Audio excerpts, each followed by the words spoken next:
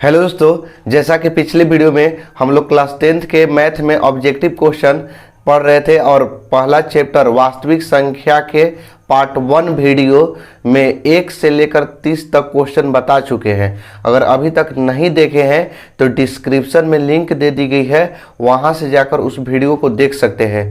पहले वहां से देखिएगा, 1 से लेकर 30 तक बता दी गई है। आज हम लोग क्वेश्चन नंबर 31 से स्टार्ट करेंगे, ठीक है। तो चलिए वीडियो को स्टार्ट करते हैं।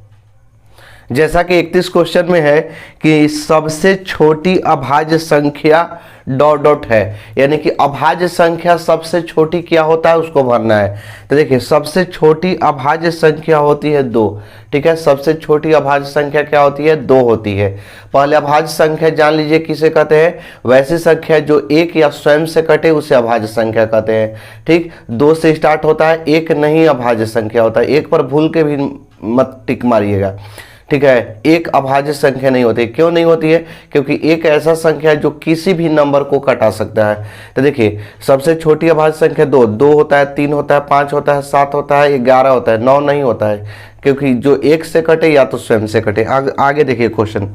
अगला क्वेश्चन में है कि पाई एक डॉट डॉट है। तो देखिए, पाई एक क्या है जी? तो पाई एक अपरिमेय संख्या है। इस पर 2-3 गो तरह के क्वेश्चन पूछता है।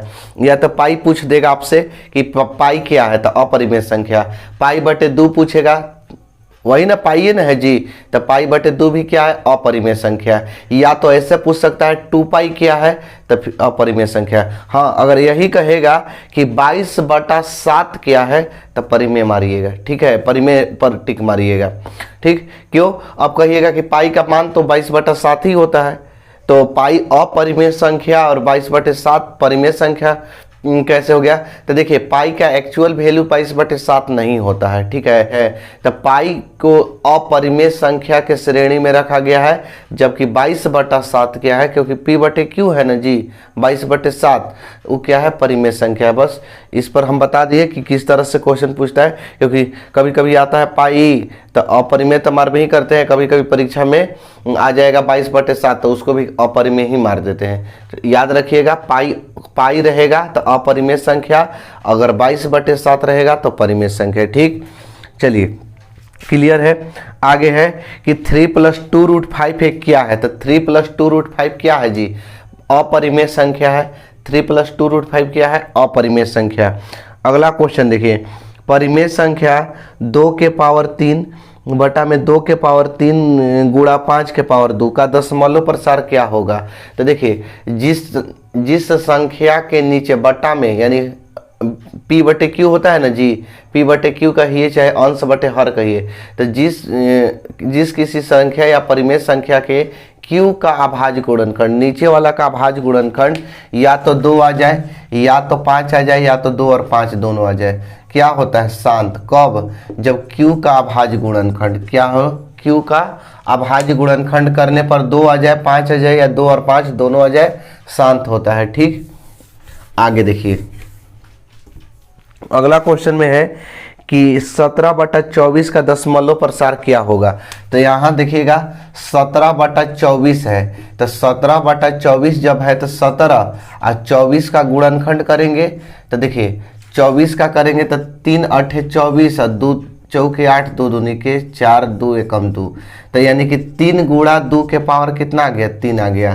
तो देखिए, तो इसमें 3 आ गया ना। 3 से अगर कटने वाला रहता तो कटा देते, नहीं कट रहा है तो 3 आ गया ना। शांत के नियम क्या है? 2 आना चाहिए, 2 आना चाहिए, या तो 5 आना चाहिए, या तो 2 और 5 दोनों आना चाहिए। बाकी इसमें आ कौन गया? 3 आ गया। तो 3 आ गया तो क्या हो जाएगा जी? अशांत हो जाएगा। ये क्या हो जाएगा? अशांत। इसका ऑप्शन नंबर हो जाएगा बी, अशांत आवर्ती। चलिए अगला क्वेश्चन को देखते हैं। अगला क्वेश्चन में है कि 11/25 का दशमलव प्रसार क्या होगा?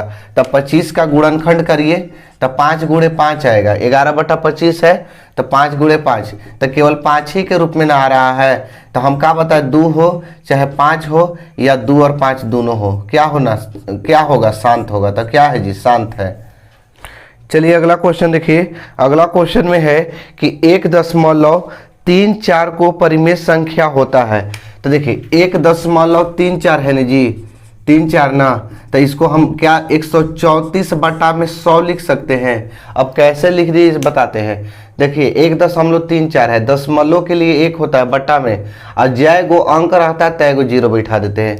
इसको कटाइए 2 से, 2 छके 12 हो जाएगा, 1 बचेगा, 2 सते 14, 2 से कटाएंगे 50 बार में, यानी 67 बटा 50 इसका आंसर हो गया। ऑप्शन नंबर देख सकते हैं आप लोग, ऑप्शन नंबर हो जाएगा सी।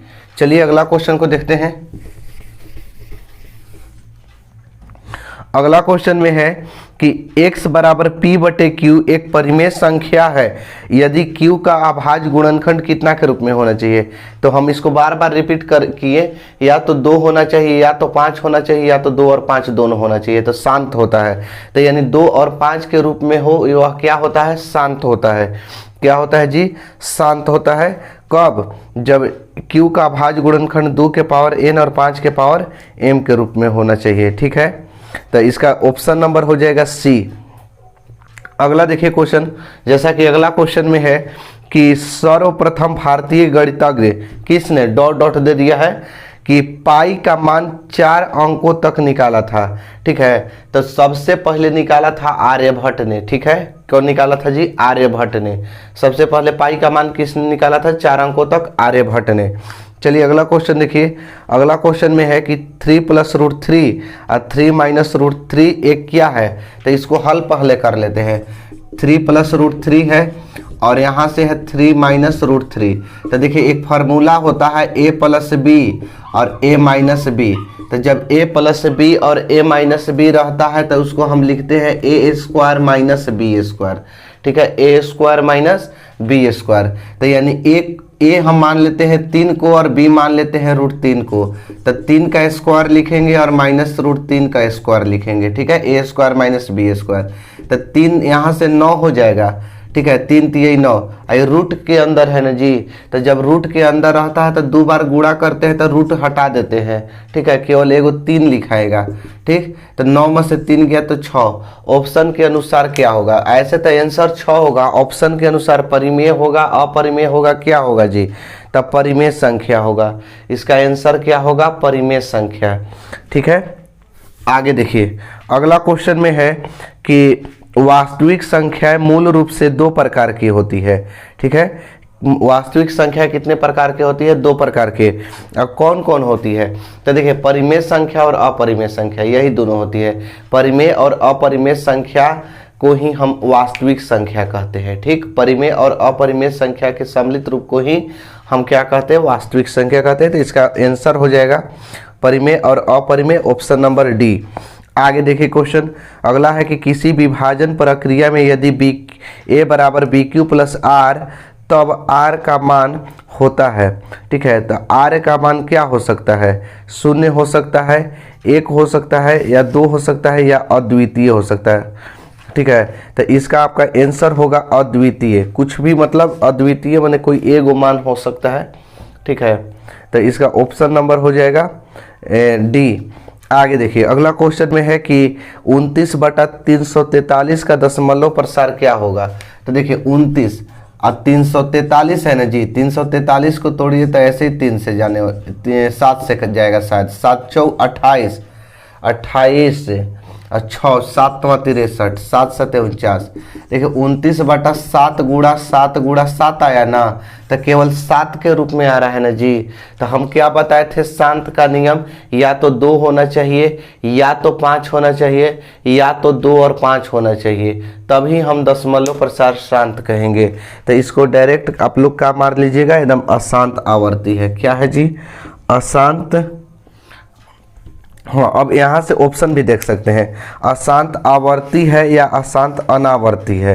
तो देखिए 2 गो होता है, एक होता है आवर्ती होता है और एक होता है अनावर्ती। ठीक है, तो इसका हो जाएगा अशांत आवर्ती। ठीक है, बार बार रिपीटेड करेगा।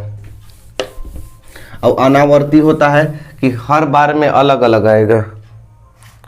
आगे देखिए अगला में है कि प्रत्येक शांत दशमलव भिन्न एक क्या होती है। तो शांत दशमलव भिन्न एक परिमेय संख्या होती है। क्या होती है जी, एक परिमेय संख्या।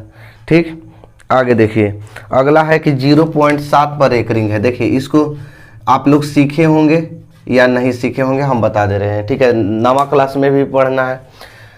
तो 0.7 पर एक रिंग है, इसको एक नंबर में हम कैसे बनाएंगे, ध्यान दीजिएगा हमारी बातों को, ठीक है। अगर ध्यान देते हैं तो आपको एक नंबर सोचिए मिल गया, क्योंकि ऐसा क्वेश्चन परीक्षा में पूछता ही है। तो देखिए सबसे पहले कितना संख्या है सबको लिखेंगे। तो संख्या है 7, या इधर कुछ संख्या अगर 2 3 4 कुछ भी रहता तो उसको भी लिखते, जितना संख्या है उतना लिखेंगे। तो 7 है तो 7 लिख दिए, ठीक है। जिस पर रेकरिंग नहीं है उसको माइनस करते हैं। तो किस पर रेकरिंग नहीं है, 0 पर नहीं है, मैंने रेकरिंग मैंने ऊपरवा वाला दिया हुआ बार, ठीक है। तो सबसे पहले जितना संख्या लिखेंगे जितना दिया रहेगा, उसके बाद जिस पर रेकरिंग नहीं है उसको माइनस करेंगे, बटा में कै गो पर रेकरिंग है, एगो पर। अगर एगो पर रेकरिंग रहे तो एगो 9, 2 गो पर रहे तो 2 गो 9, 3 गो पर रहे तो 3 गो 9, ठीक है। तो एगो पर रेकरिंग है तो एगो 9, 7 में से 0 घटेगा 7 बटा 9, हो गया आंसर, ठीक है। क्या हो गया, आंसर हो गया। चलिए अगला क्वेश्चन को देखते हैं। अगला क्वेश्चन में है कि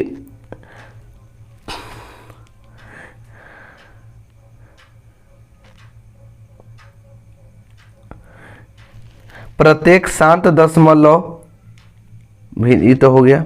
अगला क्वेश्चन में है कि 0.23 पर रेकरिंग है। देखिए 0.23 पर का है, रेकरिंग है। अब इसको P/Q के रूप में एकदम सेम रूल, क्या पता है, जितना संख्या है दिया हुआ लिख लीजिए, जिस पर रेकरिंग नहीं है उसको घटा दीजिए, कितना पर रेकरिंग है उससे भाग दे देंगे। एगो पर रहेगा तो एगो 9, 2 गो पर रहेगा तो 2 गो 9, तो 2 गो 9 लिख दिए। अब यहाँ से 23 में से 0 घटेगा 23, अब बट्टा में क्या हो जाएगा, 99, आंसर हो गया, ठीक है। समझ में आ गया।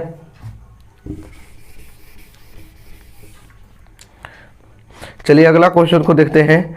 जैसा कि अगला क्वेश्चन देख सकते हैं कि क्या सभी वास्तविक संख्याएं एक परिमेय संख्या है। तो देखिए सभी वास्तविक संख्याएं एक परिमेय संख्या होती है तो नहीं, परिमेय और अपरिमेय दोनों होता है, ठीक है। परिमेय और अपरिमेय क्या होता है, दोनों होता है। तो इसका ऑप्शन नंबर ए हो जाएगा नहीं, ठीक।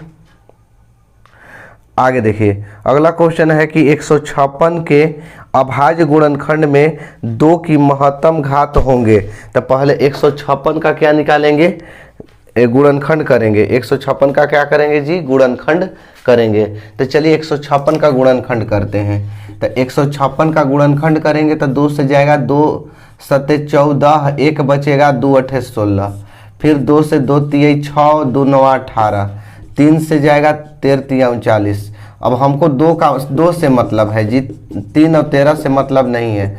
2 के पावर 2 गुणे 3 गुणे 13, यानी 2 के महत्तम घात कितना है, तो 2 का महत्तम घात जो है वो क्या है, 2 है। 2 का महत्तम घात कितना है, 2 है, हो गया आंसर, ठीक है। चलिए अगला क्वेश्चन देखते हैं। अगला क्वेश्चन में है कि वृत्ताकार पथ पर 3 धावक एक ही स्थान से दौड़ना प्रारंभ करते हैं तो एक चक्कर लगाने में क्रमशः 1 घंटा, 3 घंटा और 5 घंटे का समय लगता है। तो तीनों के प्रस्थान बिंदु पर पुनः मिलने में लगा समय। देखिए 3 धावक है, धावक का मतलब दौड़ने वाला, एक वृत्ताकार पथ पर, ठीक है, वो क्या लगाते हैं, चक्कर लगाते हैं। तो एगो के लगा 1 घंटा, यानी फास्ट दौड़ रहा है, एगो के 3 घंटा लग जा रहा है, एगो के 5 घंटा लग रहा है। तो कितने कह रहा है ना, कितने समय के बाद वह पुनः एक साथ मिल जाएंगे, ठीक है, तीनों एक ही जगह मिलेंगे। तो एगो 1 घंटा लगाया तो 1 घंटा में, एगो के 3 घंटा लग रहा है तो 1 घंटा में पीछे रहेगा, वो 1 घंटा तक दौड़ेगा तो 1 घंटा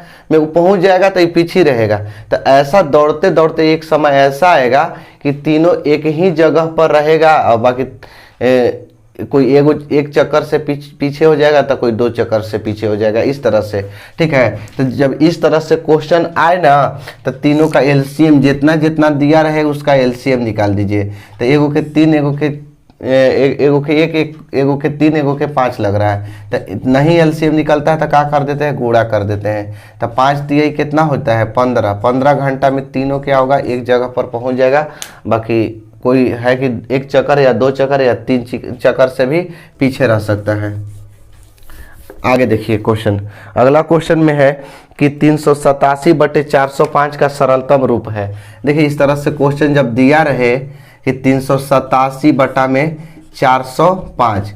ऐसा क्वेश्चन अब सरलतम रूप में पूछे तो हम इसको छोटा रूप में करने का प्रयास करेंगे, ठीक है। तो छोटा रूप करने के लिए हम कटाते हैं इसको, तो कटाएंगे तो देखिए सबसे पहले देखते हैं किससे कटेगा। 8 7 15 3 18 5 4 9, यानी कि 9 से कट जाएगा। तो 9 से कटेगा, क्यों कैसे हम जान गए कि 9 से कटेगा, क्योंकि देखिए 8 7 15 15 और 3 18, 9 के पहाड़ा में 18 आता है।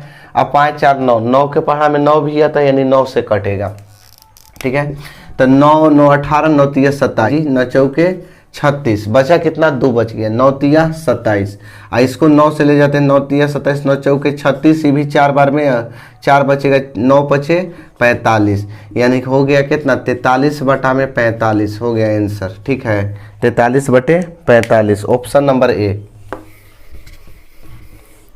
अगला क्वेश्चन देखिए, अगला क्वेश्चन में है कि निम्नलिखित में से कौन अपरिमेय संख्या है। तो देखिए अपरिमेय संख्या रेकरिंग वाला कभी भी परिमेय होता है, बट्टा है जिसको बट्टा में लिखा जा सके परिमेय संख्या, ठीक है। ऑप्शन सी में सी क्या है, अपरिमेय संख्या। देखिए 1 0 है ना जी, 0.10, फिर 1 00 हो गया, 000, यानी एक समान रूप से नहीं बढ़ रहा है। पहले 1 बढ़ा, 1 0 बढ़ा, फिर 2 0 बढ़ा, 3 0 बढ़ा, इस तरह से अगर बढ़ता है, ठीक है, तो क्या होगा, अपरिमेय संख्या होगा। अगर हाँ एक ही को 0 लगातार बढ़ता तो परिमेय होता, ठीक।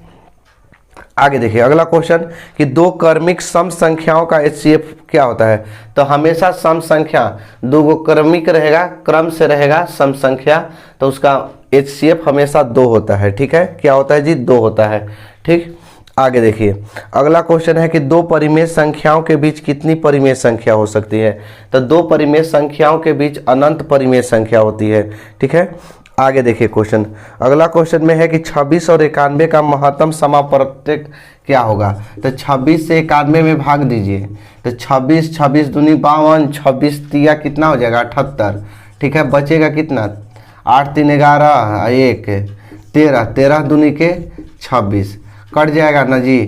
तो मसा किसको कहते हैं, मसा कहिए चाहे HCF की कहिए, 13, यानी कि यही क्या होता है, मसा होता है, ठीक।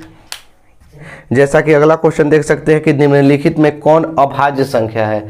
जो 1 से भाग लगे और स्वयं से लगे उसे अभाज्य संख्या कहते हैं। इसका ऑप्शन नंबर हो जाएगा सी, ठीक है, 11। आगे क्वेश्चन में है कि निम्नलिखित में से कौन संख्या अपरिमेय है।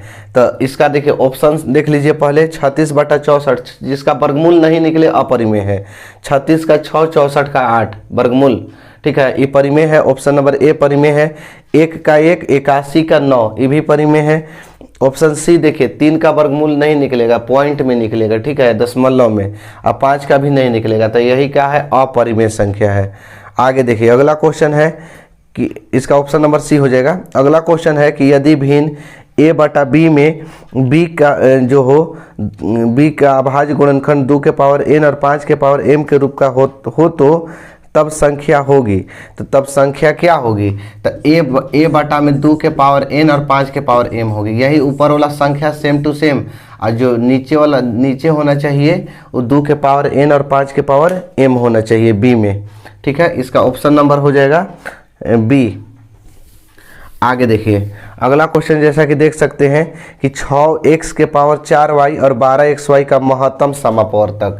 6x के पावर कितना है, 4y है, और फिर 12xy है, ठीक है। महत्तम कहते हैं जो दोनों में मिले और सबसे कम पावर हो। तो दोनों में 6 है ना, 12 है, तो 12 को तोड़ेंगे तो 6 दूनी के 12, तो दोनों में 6 आ रहा है ना जी। नहीं तो इसको हम पूरा तोड़िए देते हैं, 6 गुणे x गुणे x गुणे x गुणा x। देखिए 4 गो x है और गुणा है y, और इधर 12 को तोड़ेंगे तो 6 दूनी 12 गुणा x गुणा y।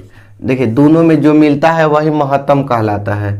तो देखिए दोनों में मिल गया, दोनों में मिल गया। जो दोनों में मिलता है एक गो निकालते हैं, 2 गो 6 में से 1 गो 6 निकालेंगे, 2 गो x में से 1 गो x निकालेंगे, यहाँ भी 2 गो y में से 1 y निकालेंगे, बचा क्या, 6xy। यही हो गया आंसर आपका, ठीक है। में है कि 64 के वर्गमूल को 64 के घनमूल से भाग देने पर मान क्या होगा। तो 64 के वर्गमूल, तो 64 के वर्गमूल ऐसे लिखेंगे, और 64 के घनमूल, घनमूल में 3 यहाँ दिखाना पड़ेगा, ठीक है। वर्गमूल में यहाँ 2 छुपा हुआ रहता है, क्योंकि वर्गमूल में देखते हैं 2 का जोड़ा लगता है, छुपा रहता है, दिखाया नहीं जाता है। बाकी घनमूल में 3 छुपा रहता है, छुपा नहीं रहता है, इसको दिखाया जाता है। तो 64 का वर्गमूल होता है 8, ठीक है। 64 का वर्गमूल कितना होता है?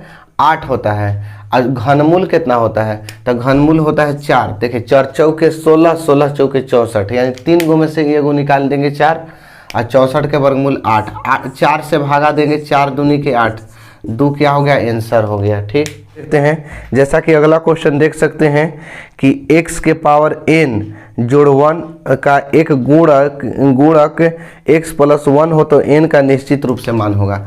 इसको कई बार बता दिए, x के पावर n का एक गुणक क्या है? x प्लस 1 है। ध्यान दीजिएगा, फिर से गुणक का मतलब, कहने का मतलब है कि इसको भाग लगा देगा। अगर हम कहेंगे कि अगर 16 का गुणक कौन है, तो 1 है, 2 है, 4 है, ठीक है, 4 है, 8 है, खुद 16 है। इतना क्या है? गुणक है, यानी ये जितना से भी भाग देंगे ये कट जाएगा, ठीक है। तो इसी प्रकार है कि इसका गुणक क्या है? ये वाला है। तो यानी ई क्या करेगा? इसको भाग लगा देगा x प्लस 1 को। अब n क्या है? तो n एक प्राकृतिक संख्या है। n क्या है जी? ध्यान से समझिएगा, प्राकृतिक संख्या। n को इंग्लिश में कहते हैं नेचुरल नंबर। n को क्या कहते हैं? Natural number. इतना लॉन्ग में आपको नहीं बनाना है, आपको केवल ऑप्शन देखे ध्यान रखना है, ठीक है। समझ लीजिए, हम पूरा इसको विस्तार रूप से बता देते हैं। n को कहते हैं नेचुरल नंबर। n क्या होता है? गिनती की संख्या होता है। 1 2 3 4, 4 हो गया, 5 6 7 डॉट डॉट, गिनती की संख्या। प्राकृतिक संख्या किसे कहते हैं? गिनती की संख्या को कहते हैं। अब समझिए यहाँ, अब यहाँ x के पावर n है, ठीक है। x के मान आप कुछ भी मान सकते हैं, कुछ भी आपको मन है। 1 रखने के लिए 1 रखिए, 2 रखने का मन है 2 रखिए, 3 4 5 6 7 8 9 10, कुछ भी मान सकते हैं। तो अब ये मत कहिएगा कि हम अगर 2 मान ले, चाहे 3 मान ले, या कुछ भी मान सकते हैं। चलिए हम 4 मान के चलते हैं। x का मान कितना माने? 4। अगर आपको कोई और मानना है, 5 मानना है, तो 5 रख के देखिएगा। हम ये नहीं कहेंगे कि x का मान कुछ भी आप मान के चलिए। तो देखिए किस पर माने ये गुणक हो रहा है, किससे भाग लग जा रहा है, कौन मान रखेंगे n का मान कि इसको भाग लगा देगा। तो सबसे पहले हम यहाँ हल कर रहे हैं, इतना चीज तो समझ गए। तो देखिए x का मान कितना माने हैं? 4 माने हैं, ठीक है। और n का मान हम ले लेते हैं 1। n का मान कितना लेके चलते हैं? n का मान 1 और जोड़ 1। अब भागा लगाते हैं कितना से? x है ना जी, x का मान माने है 4 और जोड़ क्या है? 1।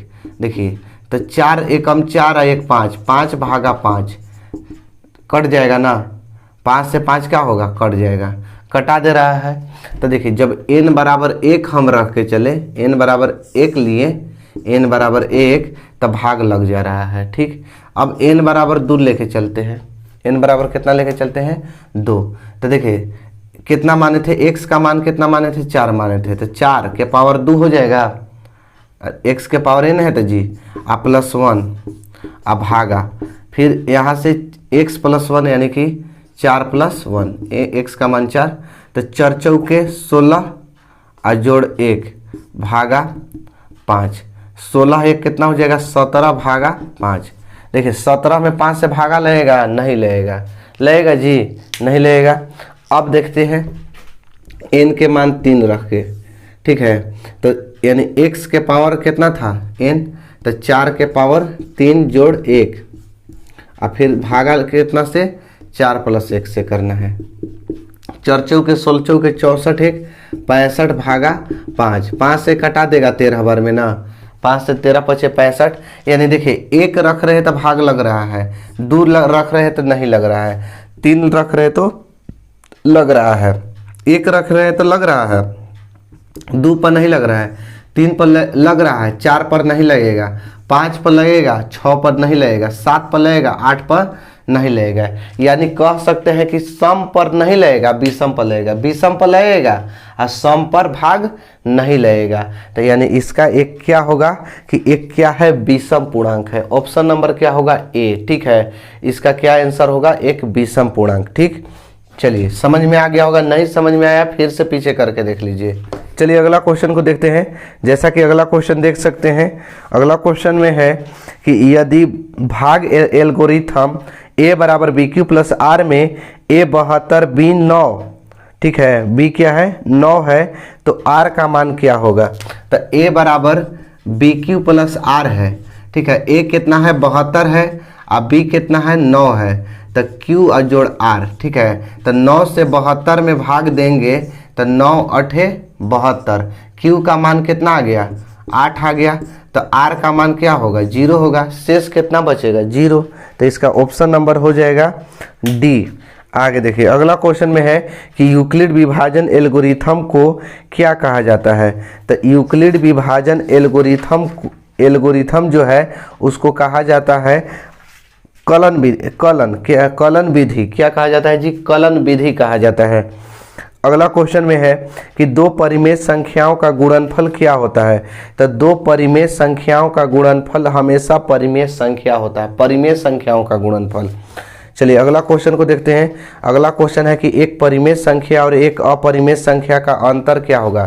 तो एक परिमेय और एक अपरिमेय संख्या का अंतर हमेशा अपरिमेय होता है। इसका देखिए 2-3 चीज़ बताते हैं। अगर मान लेते हैं कोई भी हम लिख लेते हैं, मान लेते हैं 3 परिमेय है ना जी और √3 अपरिमेय है, तो एक परिमेय संख्या और अपरिमेय संख्या का योग भी अपरिमेय होता है, अंतर भी अपरिमेय होता है और गुणनफल भी अपरिमेय होता है, ठीक है, ठीक है। इसका भाग भी क्या होता है अपरिमेय होता है।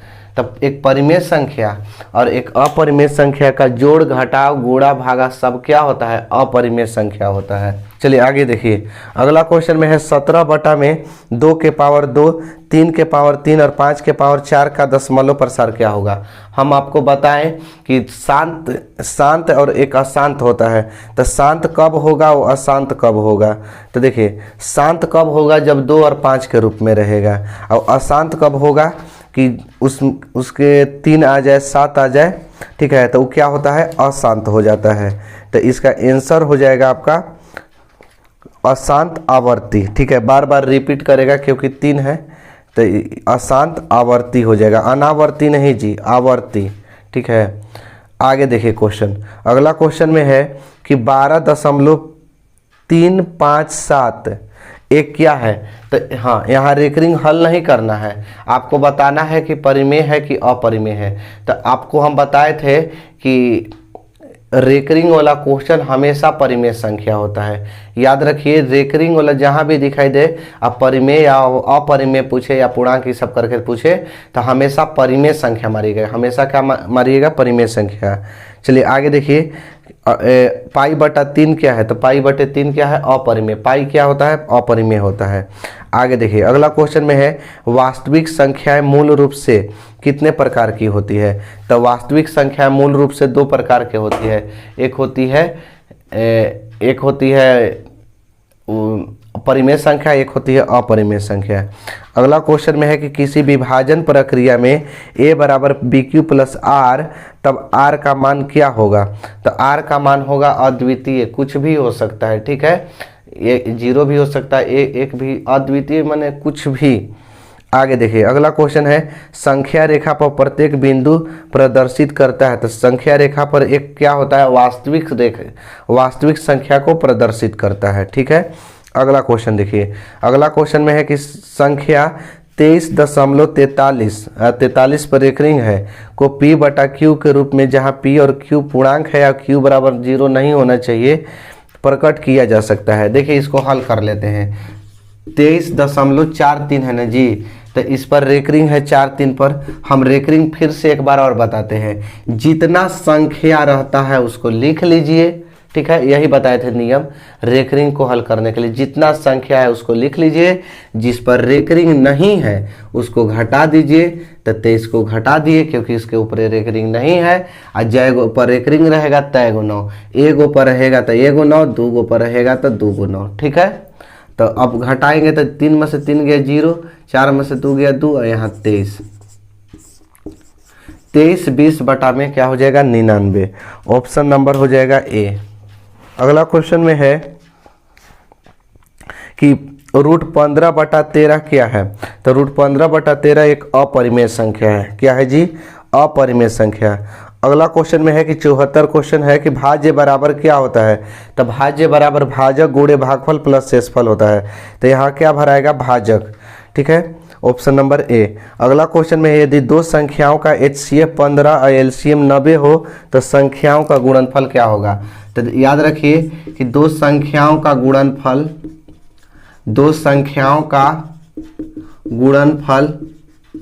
HCF गुणे LCM होता है। क्या होता है जी, HCF गुणे LCM। दो संख्याओं का गुणनफल पूछा है, HCF दिया है 15, LCM दिया है 90। 0 के 0 15 9 135, कितना हो जाएगा 1350। चलिए अगला क्वेश्चन में है कि 8 के पावर 0 और गुणे 2 के पावर 0। तो कोई भी संख्या जिसका पावर 0 हो उसके माथा पर 0 हो उसका मान 1 होता है। कोई भी संख्या जिसके माथा पर 0 हो उसका मान क्या होता है, 1 होता है। तो यानी अब कैसे होता है ये भी हम बता देते हैं। ठीक है, काहे 1 होता है, मान लेते हैं a के पावर m है। ठीक है, चाहे a के छोड़िए ना, हम 8 के उदाहरण देंगे। कहेंगे कि आप a के काहे दे रहे हैं, 8 के पावर 0 है तो 1 काहे लिखेंगे। तो देखिए 8 के पावर कर देते हैं। अगर 8/8 लिखेंगे तभी भी 1 होगा। ठीक है, 1 होगा कि नहीं। तो हम इसको 8/8 लिख के 1 लिख सकते हैं, कोई दिक्कत है। 8/8 रहेगा तो क्या मान आएगा, 1 आएगा। इसके पावर कुछ नहीं तो 1 है, इसके पावर कुछ नहीं तो क्या है, 1 है। तो 8 है भागा में घटता है, पावर क्या हो जाता है, घट जाता है, बराबर 1। जब भी ये फार्मूला पढ़े होंगे a के पावर m और a के पावर n, तो a के पावर m माइनस n। ठीक है, आधार सेम हो पावर अलग हो तो घट जाता है, चाहे सेम भी हो तो घट जाता है।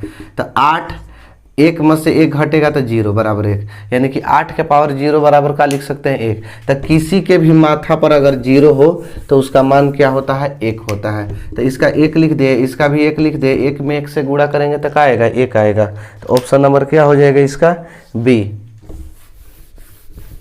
चलिए अगला क्वेश्चन को देखते हैं। अगला क्वेश्चन में है कि 144 के अभाज्य गुणनखंड में 2 का घातांक कितना है। तो सबसे पहले 144 का अभाज्य गुणनखंड करेंगे।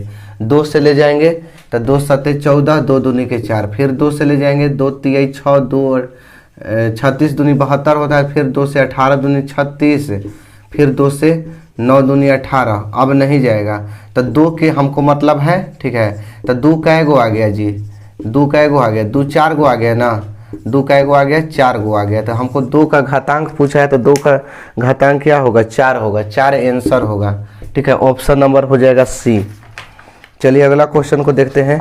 जैसा कि अगला क्वेश्चन आप देख सकते हैं, अगला क्वेश्चन में है कि निम्नलिखित में कौन सा अपरिमेय संख्या है। तो अपरिमेय संख्या इसमें √17 ही दिखाई दे रहा है, ऑप्शन नंबर ए। बाकी सब परिमेय है।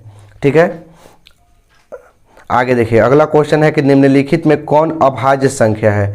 तो अभाज्य संख्या जो एक और स्वयं से कटे। ठीक है, तो इसका ऑप्शन नंबर हो जाएगा सी, रूट नहीं 41। क्या हो गया, 41 होगा।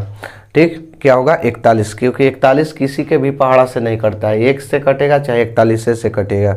आगे देखिए अगला क्वेश्चन में है कि 2 लगातार संख्याओं का मौसा क्या होता है। तो कोई भी 2 लगातार संख्या हो उसका मौसा 1 होता है। 2 लगातार संख्याओं का मौसा क्या होता है, 1 होता है। करके देख लीजिए, 2 3 ले लीजिए, 4 5 ले लीजिए, 6 7 ले लीजिए, कोई भी 2 लगातार मौसा निकाल के देखिए 1 आएगा।